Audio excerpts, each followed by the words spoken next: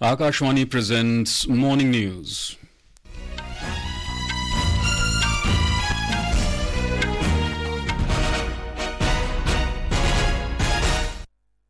Good morning. I am Nishit Kumar. The headlines. Prime Minister Narendra Modi holds bilateral meetings with world leaders on the sidelines of COP28 summit in Dubai. Government calls all-party meeting in New Delhi today ahead of winter session of Parliament beginning Monday. Counting of votes for assembly elections in Madhya Pradesh, Chhattisgarh, Rajasthan and Telangana to be taken up tomorrow. Counting in Mizoram to take place on Monday.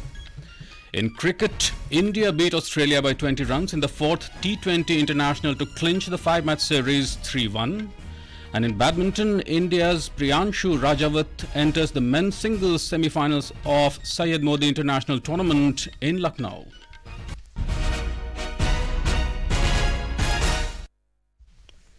And now the news in detail. Prime Minister Narendra Modi held a series of bilateral meetings with world leaders on the sidelines of COP28 summit in Dubai yesterday. During a meeting with Israeli President Isaac Herzog, Mr. Modi expressed condolences over the loss of lives in the October 7th Hamas attacks and welcomed the release of hostages. Emphasizing the need for the safe delivery of humanitarian aid, the Prime Minister reiterated India's support for a two-state solution and the early resolution of Israel-Palestine issue through dialogue and diplomacy. Prime Minister Modi met with the President of Maldives, Mohammad Moizu, and discussed ways to enhance friendship between India and Maldives across diverse sectors. In a social media post, Mr. Modi said, "We look forward to working together to deepen cooperation for the benefit of our people." The Prime Minister also held talks with French President Emmanuel Macron, expressing admiration for Mr. Macron's passion for strengthening relations between India and France. Prime Minister Modi also held talks with the leaders of United Arab Emirates, Sweden, Turkey, Barbados, Guyana, Italy, Brazil, the United Kingdom, the Netherlands, Bahrain, Jordan, Tajikistan and Ethiopia. Mr. Modi said he is always very happy to meet the Crown Prince of the United Arab Emirates, Sheikh Mohammed bin Zayed Al Nahyan. He invited UAE's President for the vibrant Gujarat summit to be held next month. The Prime Minister returned to New Delhi last night after a two-day visit to Dubai, where he attended the Conference of Parties 28. Addressing the World Climate Action Summit at COP28, Mr. Modi said that India is committed to the UN framework for climate change process. He offered to host COP33 in 2028. He also highlighted India's development model, illustrating a delicate balance between ecology and the economy. Bharat UN framework for climate change process के प्रति प्रतिबद्ध है, इसलिए मैं इस मंच से 2028 में COP33 समिट को भारत में होस्ट करने का प्रस्ताव रखता हूं. The Prime Minister called for a balanced approach to adaptation, mitigation, climate finance, technology, loss and damage. Mr. Modi highlighted the global consensus that the welfare of humanity necessitates safeguarding everyone's interests and ensuring universal participation. हमारा लक्ष्य 2030 तक emissions intensify को 45% घटाना है. हमने तय किया है कि नॉन फॉसिल फ्यूल का शेयर हम बढ़ाकर 50% करेंगे और हम 2070 तक नेट जीरो के लक्ष्य की तरफ भी बढ़ते रहेंगे. The Prime Minister also addressed Transforming Climate Finance event. Ahead of the winter session of Parliament beginning on Monday, the government has called an all-party meeting in New Delhi today to ensure smooth functioning of both the houses. Union Minister of Parliamentary Affairs Prahlad Joshi will hold the meeting with the floor leaders of political parties in both the houses of Parliament. The winter session of Parliament will commence on the 4th of December and will continue till the 22nd of December. There will be a total of 15 sittings spread over a period of 19 days. On the first day of the session, Ethics Committee report on cash for query charges against TMC MP Mahua Moitra will be tabled in the Lok Sabha. As per the list of business, the Standing Committee report on the Bharatiya Nyaya Sanhita 2023, the Bharatiya Nagarik Suraksha Sanhita 2023 and the Bharatiya Saksha Bill 2023 will be tabled in the Parliament. The winter session of Parliament is commencing on the 4th of December 2023. News Services Division of Akashwani will bring you a special discussion on Issues Before Parliament and Sansad Ke Samaksh Mudde tonight. Issues Before Parliament program can be heard on the Akashwani Rainbow channel, and Sansad Ke Samaksh Mudde can be heard tonight on Akashwani Gold and Indraprasth channel from 9:30 p.m. to 10 p.m. This program will also be available on our website newsonair.com and on our YouTube channel News on AIR Official. President Draupadi Murmu will address the 111th convocation of Rashtra Sant Tukdoji Maharaj Nagpur University this morning in Nagpur. Union Road Transport and Highways Minister Nitin Gadkari, Maharashtra Deputy Chief Minister Devendra Fadnavis will be present at this ceremony, which will be presided over by Governor and University Chancellor Ramesh Bass. Vice President Jagdeep Dhankar will deliver this year's prestigious Dr. Rajendra Prasad Memorial Lecture in New Delhi today. The theme for this year is Arthik Mahashakti ke Roop Mein Bharat Ka Abhyuday. This program will be held at Rangabhavan Auditorium of the Broadcasting House. Dr. Rajendra Prasad Memorial Lecture is organized by Akashwani in memory of the first president, Dr. Rajendra Prasad, who was an epitome of simplicity, a renowned scholar, president of the Constituent Assembly, and a great visionary who had India and Indianness uppermost in his mind. This is Akashwani giving you the news. For quick news updates around the clock, follow us on our Twitter handle at AIR News Alerts. Welcome back. The Election Commission has revised the date of counting for the election to the Legislative Assembly of Mizoram from 3rd of December to the 4th of December. The Commission decided to change the date of counting after receiving several representations from various quarters requesting for change in the date of counting due to 3rd of December being a Sunday, which is of special significance for the people of Mizoram. Meanwhile, counting for Madhya Pradesh, Chhattisgarh, Rajasthan and Telangana will be held tomorrow. In Madhya Pradesh, 2,533 candidates, including 252 women, are in the fray for 230 seats of the State Assembly. Here is a report.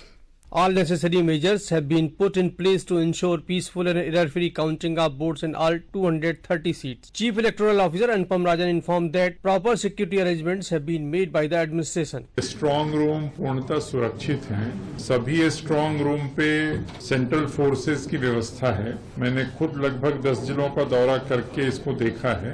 Postal ballot papers will be counted first at 8 a.m. and after half an hour EVM will be opened. Sanjeev Sharma, Akashwani News, Bhopal.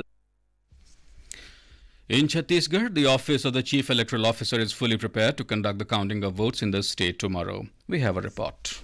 The political fate of 1,181 candidates will be decided tomorrow in Chhattisgarh. All the necessary measures have been put in place to ensure peaceful and error-free counting of votes in all the 90 seats. Chief Electoral Officer of the state, Reena Baba Sahib Kangale, informed 8 बजे मतपत्र से मतगणना प्रारंभ होगी और उसके आधे घंटे के पश्चात एक राउंड वाइज मतगणना प्रारंभ होगी। तो ऐसा करके कुल मिलाकर तैयारियां हुई है। A 3-tower security system has been arranged by the administration, including the deployment of the central forces in the state. With Bikalp Shukla, this is Manas Pratim Sharma, Akashvani News, Raipur.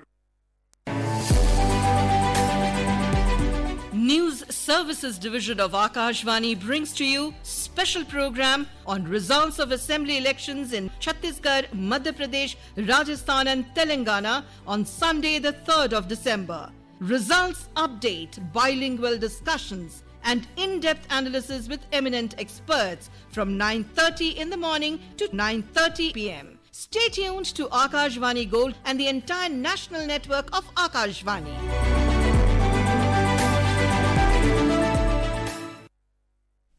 With an objective of achieving saturation of various schemes of the Government of India, different government departments are organizing Viksit Bharat Sankalp Yatra nationwide outreach campaign from November 15th to January 25th.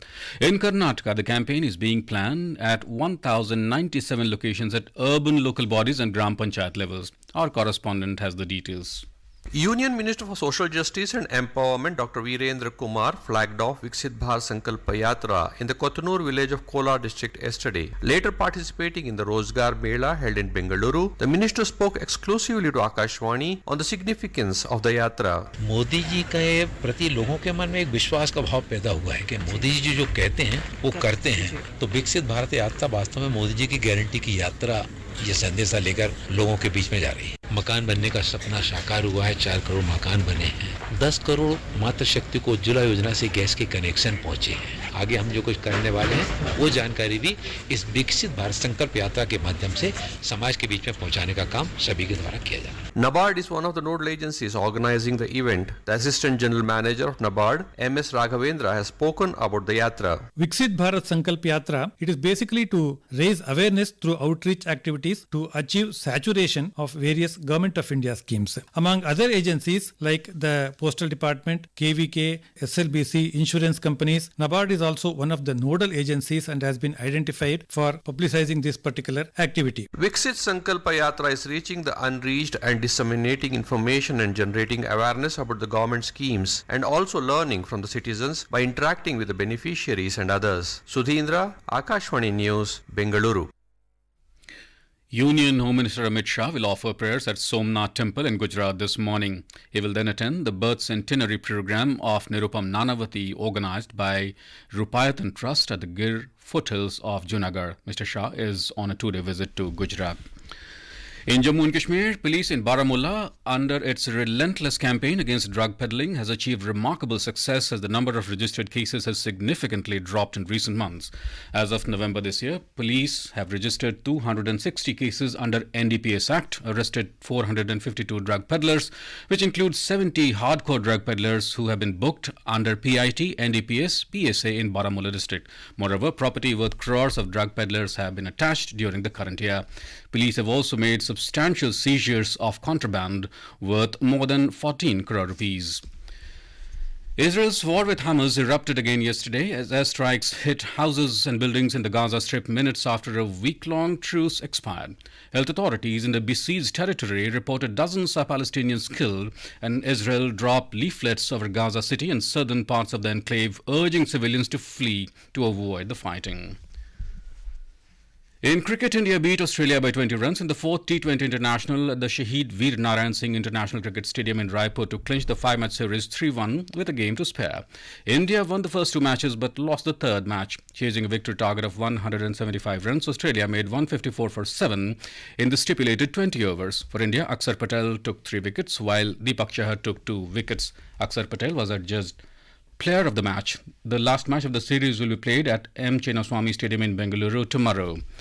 And in badminton, India's Priyanshu Rajawat made the men's singles semi-finals at the Syed Modi International 2023 badminton tournament in Lucknow yesterday. World number 31 Priyanshu Rajawat comfortably dispatched Indonesia's Olvi Farhan, the reigning junior world number 1, 21-15, 21-16 in his quarter-final match to make the final four. Rajawat will face Taipei's Shi Yuzhen in the semis today. And now for a look at today's newspapers, it's over to Renu Kataria. Thank you, Nishit. Prime Minister Modi pitching India as host of COP33 in 2028 at COP28 in Dubai is widely reported in all leading dailies. Government working to bring 8 veterans back from Qatar, says Navy Chief, says a report in the Asian Age. Israel resumes bombing as week-long Gaza truce ends is the front page story in the Hindu. As Sunday service is a priority, Election Commission defers Mizoram vote count to December 4th, reports the Times of India. RBI says over 97% of rupees 2000 returned to system, according to the Statesman. Nifty 50 scales fresh peak at GDP boost as benchmark indices log the best week in 5 months, is the front page story in Business Standard. And finally, women officer to assume command of warship INS Srikant in a historic first for Indian Navy, says a report in the Hindustan Times. And with that, it's back to you, Nishit. Thank you, Renu. And now, before we end the bulletin, the headlines once again. Prime Minister Narendra Modi holds bilateral meetings with world leaders on the sidelines of COP28 summit in Dubai. Government calls all-party meeting in New Delhi today ahead of winter session of Parliament beginning Monday. Counting of vote for assembly elections in Madhya Pradesh, Chhattisgarh, Rajasthan and Telangana to be taken up tomorrow. Counting in Mizoram to take place on Monday. In cricket, India beat Australia by 20 runs in the 4th T20 International to clinch the 5-match series 3-1. And in badminton, India's Priyanshu Rajawat enters the men's singles semi-finals of the Syed Modi International Tournament in Lucknow. And with that, we end the morning news. Have a nice day.